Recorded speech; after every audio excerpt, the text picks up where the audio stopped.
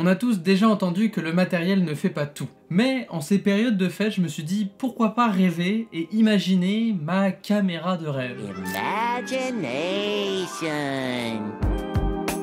Si jamais ce que je vous dis vous rappelle une caméra, n'hésitez pas à le dire en commentaire parce que si elle existe réellement, bah je vais l'acheter. Alors j'ai regroupé mes critères selon 3 catégories: physique, vidéo et son.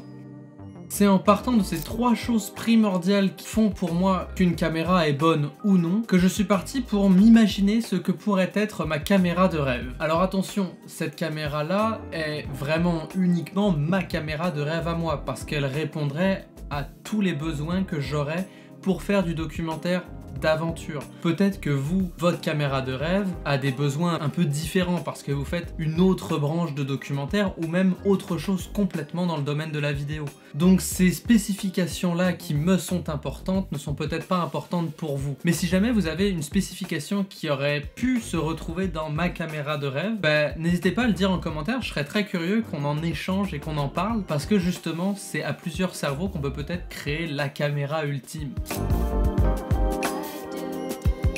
L'aspect physique pour moi est extrêmement important parce que dépendant de la taille et de la manière que je peux la porter, cet aspect-là va déterminer de manière significative si je suis en mesure de l'amener en haut d'une montagne, seul. Parce qu'on s'entend, ça doit être génial d'amener une Sony Venice en haut d'une montagne, ça doit faire des images de fou, mais à monter la caméra qui doit faire, je sais pas moi, une dizaine de kilos, le cerveau uniquement, bah ça me tente pas. Moi personnellement, je cherche une caméra un peu plus petite, légère, compacte, mais que ce n'est pas la taille du boîtier qui limite ses capacités. Donc dans un premier temps, je chercherai quelque chose qui est peut-être aussi gros qu'une FX3, voire même une C70 pour comparer ces tailles-là. Mais si elle pouvait être un entre-deux, entre la C70 qui est un peu plus grosse, qui tient bien en main, et la FX3 qui est toute petite, toute efficace, mais qui est remplie de fonctionnalités, bah, ce serait potentiellement un bon deal pour avoir une caméra qui est pas lourde, pour ne pas avoir cette espèce de micro-tremblement qu'on a par exemple quand on filme avec un DSLR, mais en même temps pas trop lourde, que je puisse l'amener confortablement tout seul en haut d'une montagne. Avec ce boîtier-là, quelque chose qui est extrêmement important pour moi, c'est d'avoir une bonne durée de batterie. Si, comme la Blackmagic Pocket 6K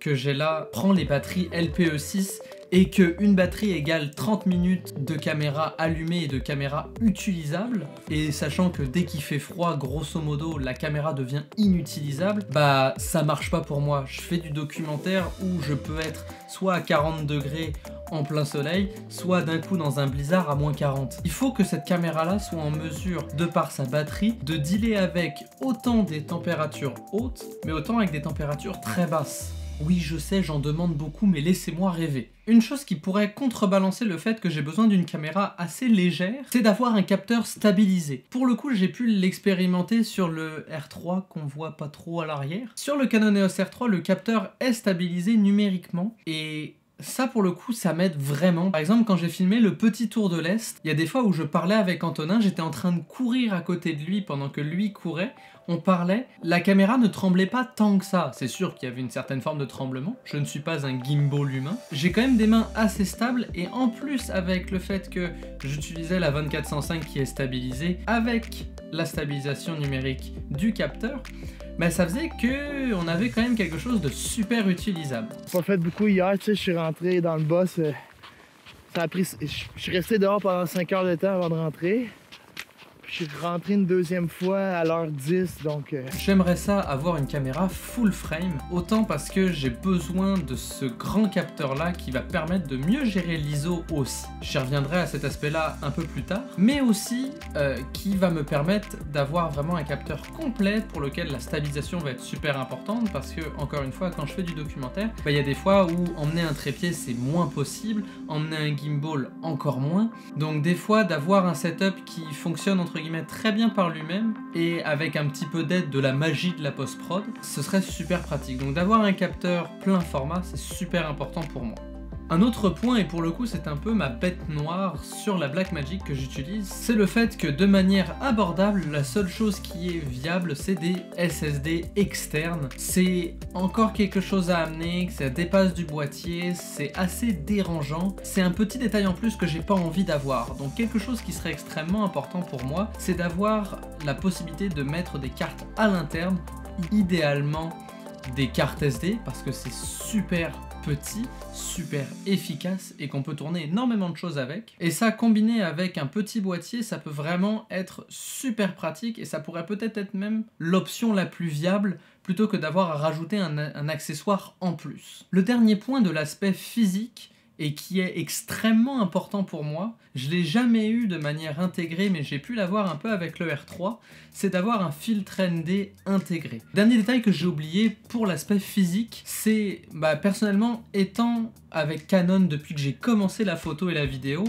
j'aimerais ça que la monture soit EF, mais bon, il y a plus de chances que ce soit RF, parce que ça me permettrait d'adapter les lentilles que j'ai déjà et de pas avoir à me rééquiper complètement avec une toute autre panoplie de lentilles.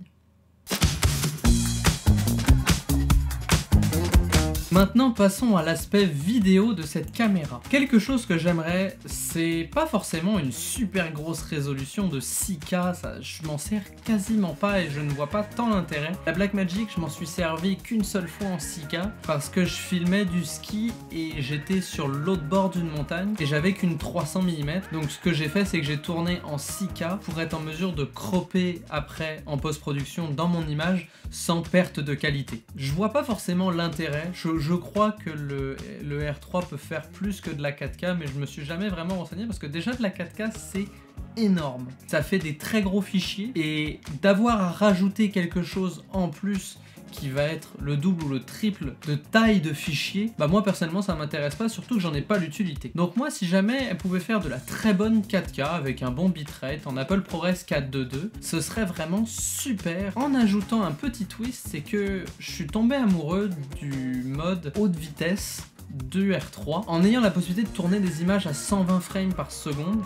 C'est super pratique, je m'en sers tout le temps. Là pour le coup je vais m'inspirer un peu plus de la Blackmagic, c'est de pouvoir à l'interne importer des LUT. En fait le fait d'avoir des LUT intégrés dans la caméra, ça vous permet d'avoir une preview de ce que votre log peut ressembler si jamais il était colorisé. Je ne peux pas parler d'une caméra de rêve sans une caméra qui monte super bien en ISO. J'ai la chance d'avoir le R3 qui lui monte je pense à 10 000 ISO avec une image assez clean que je suis capable de récupérer en post-prod pour avoir un super résultat. J'aimerais prendre pour le coup la capacité de la FX3 d'avoir un ISO natif à 12800 ISO, ce qui fait que en très basse lumière, on peut avoir une image super clean, un ISO qui est stratosphérique. Le dernier point pour l'aspect vidéo, mais maintenant entre guillemets il va de soi, c'est d'avoir un bon autofocus. Étant très souvent tout seul à opérer, à réaliser et à tourner mes documentaires, j'ai besoin d'avoir des assistants et donc d'avoir un bon autofocus sur lequel je peux me baser, c'est hyper important, sachant que, et c'est aussi pour ça que je voulais avoir des lentilles EF-RF, mais plus EF, parce que c'est ça que j'ai, c'est qu'on a la possibilité d'activer et de désactiver sur la caméra l'autofocus où on peut le passer en manuel focus. Je me rends compte que je suis constamment en train d'alterner entre l'autofocus et le manuel focus. Donc si jamais il faut aller comme à l'époque dans des Sony, dans des menus, désactiver l'autofocus, activer le focus manuel, je perds un temps absolument faramineux. Donc que ce soit un bouton ou autre, d'avoir la possibilité de switcher de autofocus à focus manuel hyper rapidement, ça me ferait extrêmement plaisir. La chose qui est extrêmement importante pour moi, c'est d'avoir au minimum 4 channels. Pourquoi? Ce que j'aimerais, c'est avoir 2 XLR et un port stéréo, genre un jack. Ce que ça me permettrait, c'est de brancher mon lavalier en jack et de pouvoir micer 2 personnes d'un coup et de le faire rentrer les deux dans la caméra, pendant que je peux avoir mon micro direct sur la cam qui enregistre. Et si jamais j'ai besoin de faire rentrer une perche en plus, parce que j'ai un Sandman avec moi, je peux toujours le brancher en plus parce qu'il me restera une prise XLR. Ça, pour le coup, c'est encore un point que j'ai vu dans la FX3 mais aussi dans la C70. Je sais pas, ça, en fait d'avoir au minimum 4 mais le plus possible. Autre chose qui est extrêmement important pour moi au son, d'avoir un limiteur. Encore une fois, je suis tout seul et qui dit être tout seul dit bah je peux pas être au four et au moulin non-stop. Ce qui fait qu'il y a des fois je suis pris dans ce que je tourne et mon gain est pas forcément le bon. Et des fois il est trop fort donc ça vient saturer. Donc d'avoir un limiteur qui me limiterait et qui me permettrait d'avoir un son utilisable sans saturer, ça serait super pratique et ça me permettrait de vraiment